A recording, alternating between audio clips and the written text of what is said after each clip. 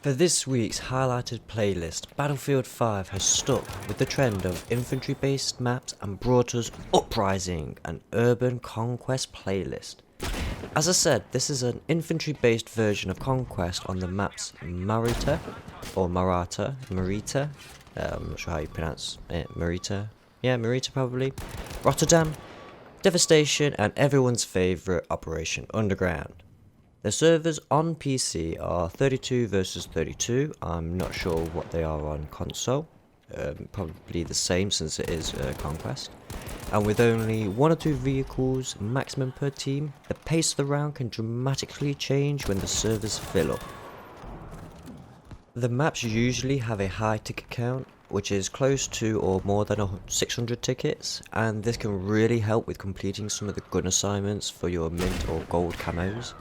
I have been using this playlist for the past couple of days to try and grind out some of the gold camo assignments and get some of my other weapons up to rank 10 for those assignments as well.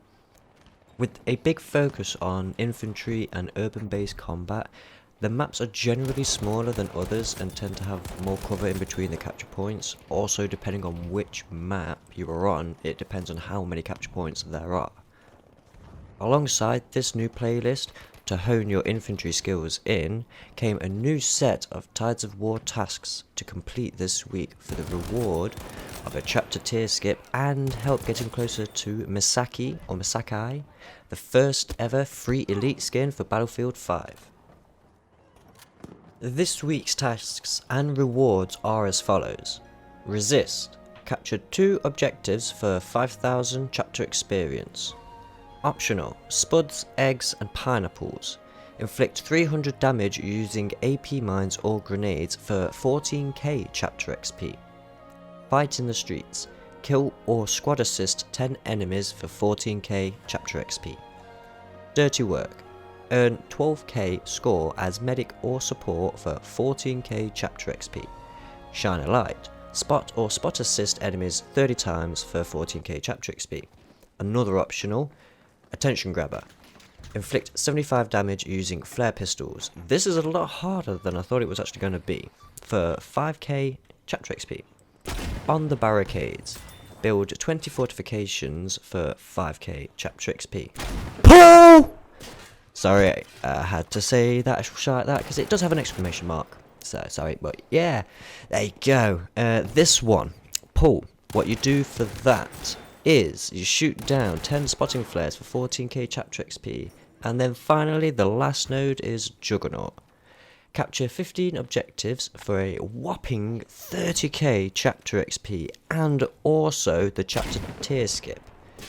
So far this week I've been having a blast with this playlist and have been really enjoying the emphasis on infantry based combat recently. I do hope that the community game features get used a lot more by the people and we see more of these playlists start to crop up and get popular and stick around after DICE removes the highlighted game modes. That's all the information I have for you about this week's Tides of War. So now on to some tips and tricks to help you dominate the servers this week. Firstly, shooting directly at players with the spotting flare will not likely damage them at all, as the flare needs to be opened up and start dropping to the ground for it to be able to set an enemy on fire and actually deal damage to them.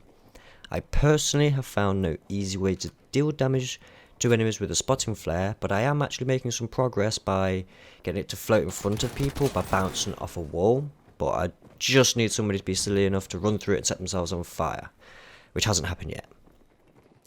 With there being a very limited amount of vehicles, you'll want to use your launcher ammo and gadgets on the assault class on destroying your enemy's defences, such as the fortifications that they have built, or the buildings that they're hiding in, or you notice that they're using the same couple of buildings to move between a couple of capture points. Blow those buildings up. They'll most likely try and take a different route, or you completely make their route open from long range combat so that they're a lot more cautious and they won't be able to run that route as quickly anymore, catching you off guard and getting those points back. The transport vehicles can be really useful in creating a spawn point for your whole team, so I would recommend using these and placing them near critical locations and setting up in the gunner seat so that your allies can spawn on you regardless of them being in your squad or not. Completing the main weekly tasks is pretty simple and should be accomplished just through your general gameplay and swapping your class from time to time. If you are focused on completing the tasks, then you should find them very easy to gain progress in and be done with them pretty quickly. The first optional task was pretty easy for me to complete as I had some incendiary grenades on Operation Underground, so I was able to find a nice group of enemies and easily damage multiple of them with the grenade, not actually killing any of them, but it still progressed me through that node because I dealt enough damage. For the second optional task, I have still yet to even damage somebody with my spotting flare, and I've tried a variety of things. The best thing I can think of at the moment is to group up on somebody who is prone and shoot the flare on top of their back or next to them on the floor and hope that it sets them on fire. I want to thank you all for watching the video. Give me a thumbs up or thumbs down and let me know if you want to see more of this type of content. And drop me a comment down below, let me know what your favourite type of playlist has been to play this week. If you haven't subscribed to the channel, then smash that red button below and the bell icon next to it to see all my videos and guides on Battlefield 5 and more, and get notified when I upload my next one. This is Condorian Player saying stay safe, keep healthy, and I'll see you in the next one.